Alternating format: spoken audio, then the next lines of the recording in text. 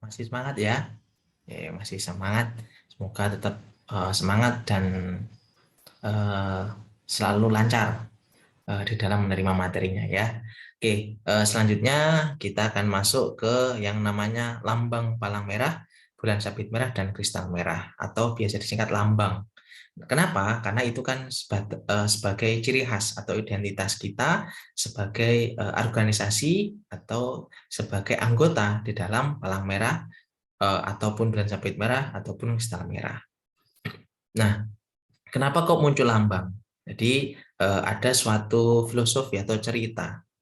Dulu pelayanan medis kemiliteran ataupun saat terjadi apa ada negara, ada orang-orang militer seperti itu, dia setiap negara memiliki tanda pengenal tersendiri. Jadi kalau semisal petugas medisnya, kemudian pada suatu negara, kalau Austria bendera putih, jadi badge lengan warna putih.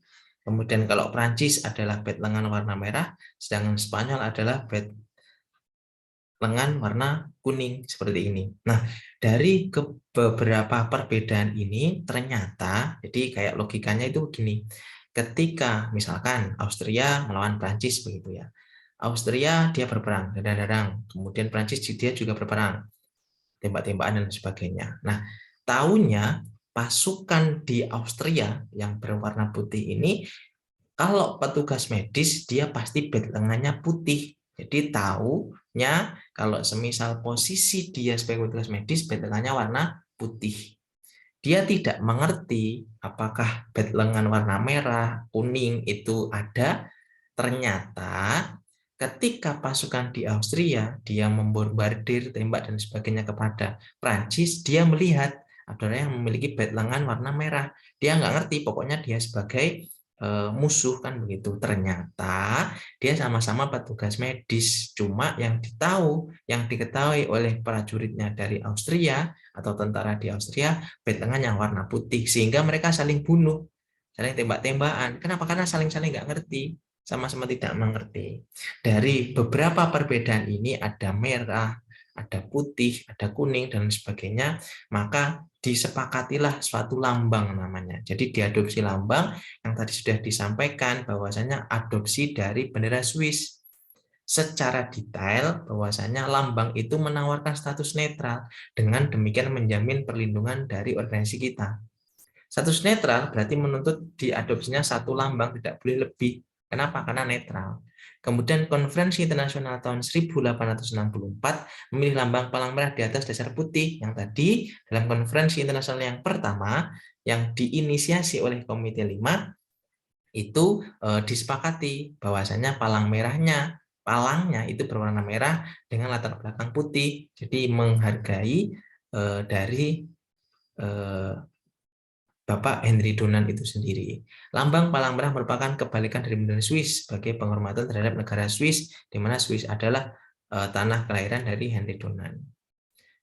Yang maksudnya adalah kombatan dapat mengenal. Jadi kombatan itu adalah orang-orang yang berperang di pihak musuh. Jadi misalkan saya sebagai petugas medis sebagai negara B, kemudian sana ada negara A yang juga berperang dengan negara B. Nah, kombatan tadi tahu bahwasanya yang memiliki lambang palang merah tadi adalah personil medis dan keagamaan angkatan senjata. Jadi nantinya bisa dilakukan apa ya, coding. Jadi maksudnya mengkode, oh ini loh medis, oh ini loh tokoh agama dan sebagainya, tapi menggunakan lambang yang sama. Jadi jangan sampai berbeda-beda. Mungkin nanti pada saat itu atau mungkin lagi tidak ramai atau mungkin bisa kita kenali dan hanya berdua, maka kalian bisa saling berdiskusi bahwasanya para personil medis itu warnanya ini, kalau keagamaan warnanya ini, untuk masyarakat warnanya ini. Jadi nggak penting. Kenapa? Yang dibutuhkan adalah keterampilan terkait personilnya tadi, bahwasanya dia harus tahu kalau namanya apa ya, warga sipil harus dilindungi. Ya khawatirnya kombatan mungkin dia berlindung dengan kedok orang sipil misalkan. Nah itu yang harus kita waspadai. Unit dan fasilitas medis angkatan bersenjata agar diketahui kombatan maka harus dituliskan lambang atau digambarkan lambang. Unit dan transportasi medis, ambulans, truk dan sebagainya itu juga harus diberikan lambang palang merah. Nah, lambang palang merah tadi sudah saya sampaikan bahwasanya dia diadopsi oleh negara Swiss, dari negara Swiss. Nah, ternyata lambat laun pada 1876 perang di Balkan antara Rusia versus Ottoman atau kerajaan Turki, di mana kerajaan Ottoman mengajukan penggunaan lambang bulan sabit merah oleh Kesatuan Medis Tentara Kerajaan mereka. Jadi setelah awalnya palang merah, karena pada waktu itu di Turki adalah mayoritas Muslim, kemudian dia memang menjadi pahlawan di sana, maka bulan sabit merah dapat digambar berikutnya. Kemudian kesatuan medisnya apa? Nah, ini harus diperhatikan. Nah, kenapa kok muncul ini? Karena pada waktu itu Rusia kan identik dengan dengan ras yang lain atau mungkin dengan hal-hal lain, sehingga pada tahun 1876 pihak Ottoman atau pihak Turki meminta bahwasanya dibentuklah atau digambarnya bulan sabit merah, di mana bulan sabit itu diawali dari kerajaan Ottoman, jadi diadopsi dari kerajaan Ottoman, diakui sebagai lambang yang sederajat dengan lambang palang merah. Jadi ada konferensinya, akan tetapi diakuinya sebagai lambang sederajat dengan palang merah tadi dan diadopsi dalam konvensi tahun 1929. Jadi dari 876 ke 1929 kan cukup banyak. Ternyata itu masih ada kesepakatan bahwasanya antara 76 dia diawali dengan pengajuan, kemudian lambat laun ternyata pada 1929 disepakatilah bahwasanya bulan sabit merah itu setara dengan lambang palang merah. Diadopsi sebagai lambang pembeda sama dengan lambang palang merah yang lain. Nah, ini yang perlu diperhatikan ketika lambang. Jadi tadi sudah ada palang merah, kemudian bulan sabit merah. Kemudian selanjutnya ada lambang singa dan matahari merah. Ini dipakai oleh kekaisaran Persia saat saat melawan musuh yang saat ini beralih menjadi Republik Iran. Nah, tahun berapa? Nah, lambang singa dan matahari merah dibentuk oleh Kekaisaran Persia itu mulai tahun 1929 sampai 1980. Kalau sampai ini berarti sekarang apakah masih dipakai? Jelas tidak. Kenapa? Karena hanya sampai pada tahun 1980. Kemudian berikutnya adalah lambang kristal merah, di mana lambang kristal merah ini terbentuk pada tahun 2005. Cukup lama ya ini, jadi saya masih kelas 5 SD. Nah, di sini disampaikan, pada bulan Desember 2005, diadakan konferensi diplomatik yang menghasilkan suatu perjanjian internasional kayak tadi, yaitu Protokol Tambahan 3 tahun 2005 pada Konvensi Jenewa tahun 1949, yang mengatur tentang penggunaan lambang baru di samping lambang palang merah dan sabit merah, yaitu ada apa? Ada kristal merah. Di mana maksudnya adalah apabila di suatu negara terjadi konflik bersenjata atau perang atau bencana, maka negara yang menggunakan lambang palang merah atau sabit merah, eksersi dan inversi menggunakan cara khusus untuk kegiatan kepalang merahan yang lain. Jadi ini dipakai memang kondisinya karena kita sempit maka parkirannya kan masih numpuk-numpuk seperti itu. Sehingga pada saat itu ketika ini Israel kemudian dia posisinya karena tidak mau pakai palang merah dan sabit merah dan dia ada di daerah konflik, maka kristal merah ini dipakai dan diadopsi sebagai lambang yang setara sampai saat ini. Jadi ada berapa ya? Ada palang merah, bulan sabit merah, ada singa dan matahari merah, kemudian ada kristal merah, kan seperti itu lambang yang sudah terbentuk. Ternyata yang singa dan matahari merah sudah tidak diakui, maka tinggal tiga, yaitu palang merah, bulan sabit merah, dan kristal merah. Di mana keterangan dari itu semuanya sudah sifatnya sudah fix, sudah permanen itu. Nah, itu terkait lambang-lambang yang diakui di dalam perhimpunan nasional atau dalam beberapa negara. Nah, lambang-lambang pemegang negara itu ternyata setiap negara hanya boleh menggunakan satu lambang, tidak boleh double. Nah, ini yang harus dipahami. Selanjutnya adalah fungsi lambang. Nah, secara umum tadi di awal jelas lambang itu berfungsi untuk apa? Identitas ya, yaitu sebagai tanda pengenal. Di mana di sini disampaikan memperlihatkan di masa damai. Jadi kalau tanda pengenal itu lebih identik dengan saat damai seperti saat ini, dia pasti logonya itu hanya sebatas pengenal karena kondisinya damai. atau suatu objek berkaitan dengan gerakan palang merah dan bulan sabit merah internasional. Nah, biasanya tanda pengenal ini bersifat kecil, jadi lambang kalau dia berfungsi sebagai tanda pengenal terjadi pada saat damai atau diakui pada saat damai dan berukuran lebih kecil, misalkan di baju, di ID card, dan sebagainya. Itu terkait tanda pengenal. Berikutnya adalah tanda perlindungan.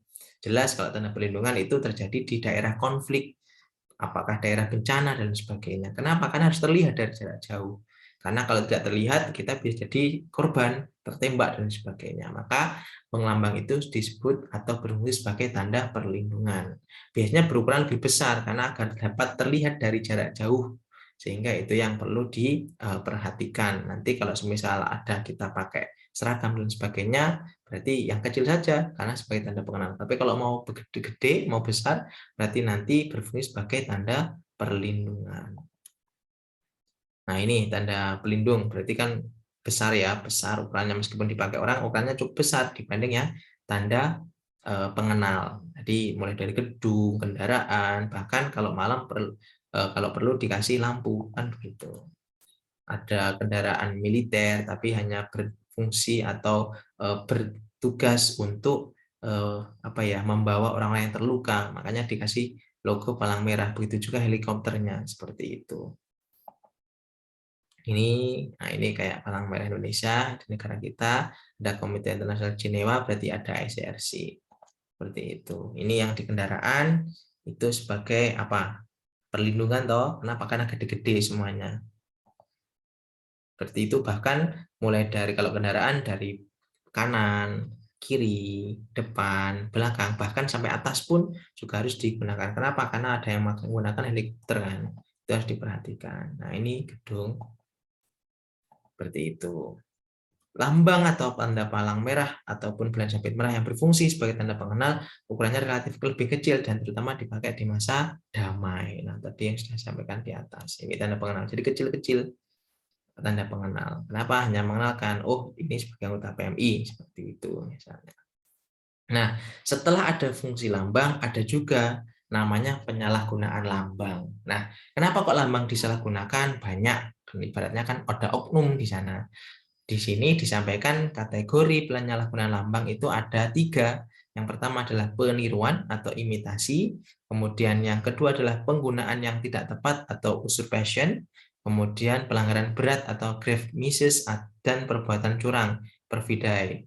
Kenapa? Karena terkadang lambang-lambang palang merah, bulan sabit merah, kristal merah itu kan dipakai oleh orang tertentu. Nah, padahal itu ada kayak ada konsekuensinya seperti itu. Apa Pak maksudnya peniruan? Nah, peniruan ini ada contohnya. Misalkan ini. Nah, peniruan. Penggunaan tanda-tanda yang mungkin bisa membingungkan dengan lambang palang merah atau bulan sabit merah, warna dan desain yang mirip. Jadi ini kan dipakai untuk produk, apakah kecantikan, apakah usaha, kemudian apakah digunakan untuk jual beli dan sebagainya, itu termasuk peniruan, atau dipakai brand itu juga termasuk peniruan. Ini harus diperhatikan. Kemudian yang kedua adalah penggunaan yang tidak tepat, digunakan oleh pihak-pihak yang tidak berhak, misalkan perusahaan komersil, LSM, perorangan, dokter, apoteker, dan sebagainya. Jadi harus ada izin di sana. Jadi tidak boleh ujuk-ujuk tiba-tiba pakai lambang. Nah, jangan. Misalkan ini ada daerah konflik, kemudian dia kasih lambang, ternyata dalamnya ada banyak orang malah yang berlindung, dan dan yang disampaikan itu ya mungkin ada hal-hal yang lain yang dapat dijadikan sebagai sanksi karena penggunaan yang tidak tepat tadi. Jadi ini ibaratnya luas, panjang, kemudian ada tinggi dan sebagainya. Ternyata yang dipakai apa kira-kira, termasuk prinsip berapa yang, atau termasuk golongan penyalahgunaan lambang yang mana, kan begitu. Jadi misalkan ada panti pijat tapi dikasih lambang biar aman misalkan. Jadi ini harus diwaspadai. Itu namanya penggunaan yang tidak tepat. Selanjutnya adalah pelanggaran berat. Nah, pelanggaran berat ini kalau namanya pelanggaran berat misalkan begitu. Jadi memang susah untuk dimaafkan. Digunakan untuk melindungi kombatan bersenjata atau objek militer lainnya. Jadi misalkan dia anggota PMI pakai rompi tiba-tiba megang senjata, itu tidak boleh. Mending mungkin izin dikasihkan ke apa ya, siapa, operator misalkan. Oh, operator nganggur misalkan. Kemudian ketika dari operator atau mungkin operator dari ambulan tadi atau mungkin orang yang membawa kendaraan, ternyata yang harusnya kendaraan itu untuk membawa pasien, ternyata dia megang pistol, megang tembak dan sebagainya, maka itu tidak boleh, termasuk pelanggaran berat. Helikopter ini yang awalnya dia berasumsi, oh kayaknya aman ini, kenapa? Ada logonya, ternyata dalamnya pakai senjata, ketika musuh lengah ditembak menggunakan ini tidak boleh. Kenapa? Karena ketika sudah ada logonya maka dianggap real, dianggap bersih, clear. Kenapa? Bersih dari senjata atau hal-hal yang sifatnya dapat memicu kemarahan musuh, misalkan begitu. Ini termasuk pelanggaran berat. Ini harus dihati-hati. Kenapa? Karena kita sudah punya undang-undang, jadi harus diperhatikan. Jangan sampai kita melanggar undang-undang itu, karena pasti ada konsekuensinya. Penggunaan lambang oleh pemerintah nasional, jadi saat ini kurang lebih ada 192 negara update tahun 2020 yang sudah terdaftar di SIAMO. Nah, kenapa? Karena kan di SIAMO itu termasuk menunjukkan identitas kita, jadi ada lambang kita. Nah, ternyata di dalam negara di belahan dunia itu totalnya ada 190 negara yang memiliki undang-undang perlindungan seperti kepalang merah, yang dimana kita juga sudah punya undang-undang, yaitu Undang-Undang Dasar Nomor 1 Tahun 2018 tentang kepalang merah. Nah, ini jumlahnya yang menggunakan palang merah 157, yang bulan Sabit 34, yang palang merah cukup 1. Di mana? Yaitu negara Israel. Seperti itu. Selanjutnya adalah tadi kan lambang secara umum, secara utuh. Selanjutnya diadopsi oleh pemerintah nasional, yaitu palang merah Indonesia. Nah, ini sekilas filosofi terbentuknya logonya mulai dari tahun 2006, kemudian sampai dengan tahun 2007. Nah, ini logo PMI yang standar, jadi nanti boleh pilih salah satu, kemudian juga dipaskan pada kayak proposal atau mungkin kayak yang lainnya, ini harus dipaskan, disesuaikan. Ada palang merah Indonesia kayak gini, kayak gitu. Nah, ini harus disesuaikan. Logo palang merah diadopsi dari bendera Swiss sebagai penghormatan terhadap pendiri palang merah, yaitu Bapak Hendrik Dunant. Bentuk, warna, dan ukuran lambang merah simetris dan sama panjang atau proporsional. Lambang palang merah harus selalu diletakkan di atas dasar warna putih. Tidak boleh berada di atas dasar warna lain, dikurangi bentuknya atau ditambah atau ditiban dengan tulisan dan gambar lainnya. Jadi misalkan terkait menggambar logo palang merah, tidak boleh misalkan palangnya jadi hitam, jadi hijau, misalkan tidak boleh. Kenapa? Karena memang porsinya yang merah, di mana latar belakangnya harus putih, kan seperti itu. Kemudian ada logogram berupa lengkungan setengah lingkaran yang menyatu, yang diambil dari bentuk bunga melati dan mengelilingi palang simetris adalah cermin identitas gotong royong. Simbol ini juga dapat diartikan sebagai komitmen dan dedikasi PMI dalam memberikan bantuan bagi orang-orang yang membutuhkan tanpa pamrih. Jadi maksudnya kekuatan di dalam Indonesia itu terwujud atau didekati atau mungkin disesuaikan dengan palang merah dimasukkan ke dalam logogram ini. Jadi lebih elegan. Nah, itu terkait logo dari palang merah Indonesia.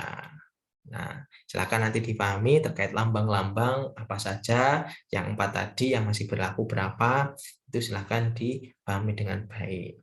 Habis ini kita lanjut masuk ke prinsip dasar Gerakan Internasional Palang Merah dan Bulan Sabit Merah yang 7 itu.